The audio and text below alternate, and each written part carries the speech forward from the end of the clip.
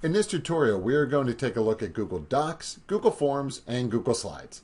Google Docs is a word processor that's included as part of a free web-based software office suite offered by Google within Google Drive. The service also includes Google Sheets and Google Slides, which are a spreadsheet and a presentation program. Google Forms is a tool that allows collecting information from users through a personalized survey or quiz. Now we're going to take a look at Google Docs first. We're going to go into Google Drive and we're going to select New. This is exactly what a student would do. Select New, and then they can select Google Docs. Now you'll notice over here there's the ability to start a blank document or to start from a template. You can go ahead and take a look at that if interested, but for right now what I'm going to do is just select Google Docs. When you do that, a new document will be created. Now, if you know you're already logged into Google, what you can do is you can open up a new tab and just type in doc.new. When you do that, a new document will be created. So you really didn't need to go into Drive. You can just start a document right away there. Now, I'm just going to write in the word sample.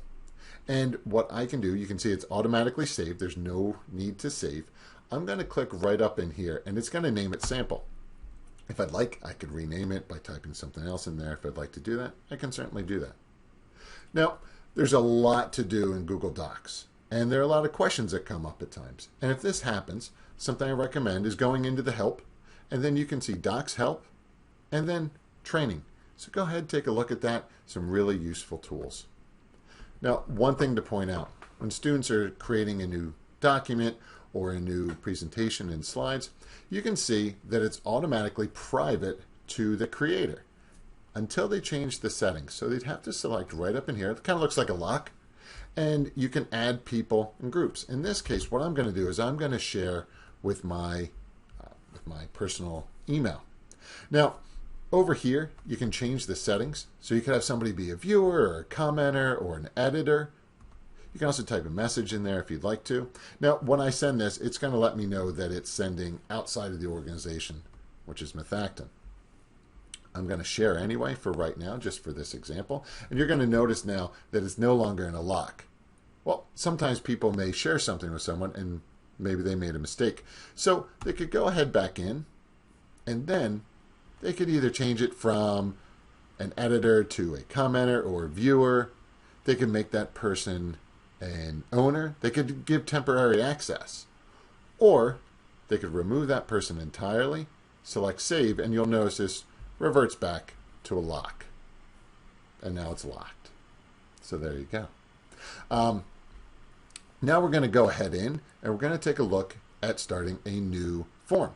So again, you could go in and you could do new form, or if you want, let's just go right here. We're just going to type in forms.new. And here we have our untitled form. Now, for the most part, students, they may make some forms here and there, but for the most part, what's going to happen is they're going to be able to see a form and fill one out for their class. So you can see this right in here. Here's our form. You can fill things in. You can see that there are questions here where, let's fill this in. What's 2 plus 2? So we're going to go ahead and fill in 4. And then you can fill in an answer. So you can see there's short answer. And then this is the second page. So I wanted to show this to you as well. Now, there's a video here. And the nice thing about videos built into forms is it just shows the video itself. It does not show anything, any suggested videos afterwards or things beforehand. So it's just nice to have that.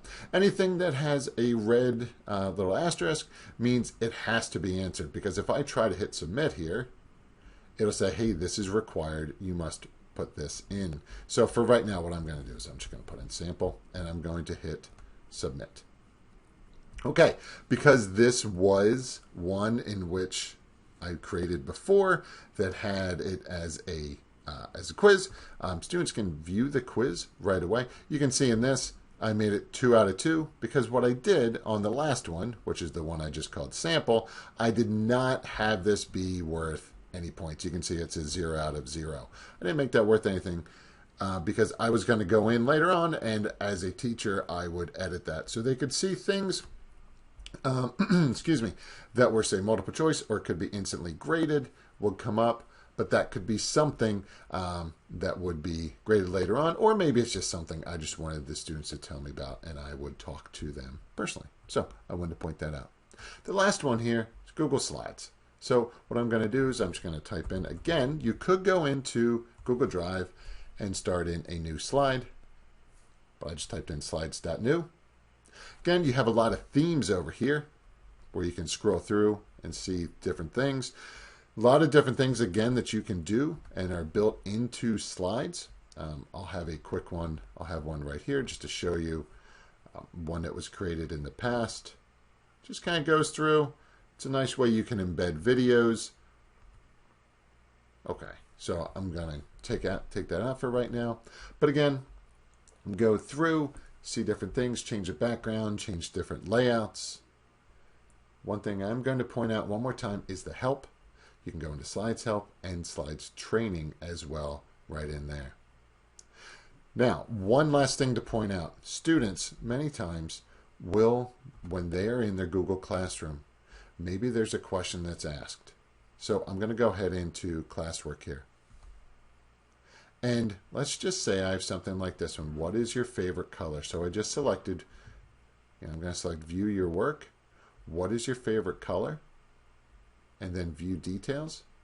So if it's what is my favorite color, right over in here where it says Add or Create, I can add or create a Google Doc, a slide, a sheet, and even a Google Drawing right from there.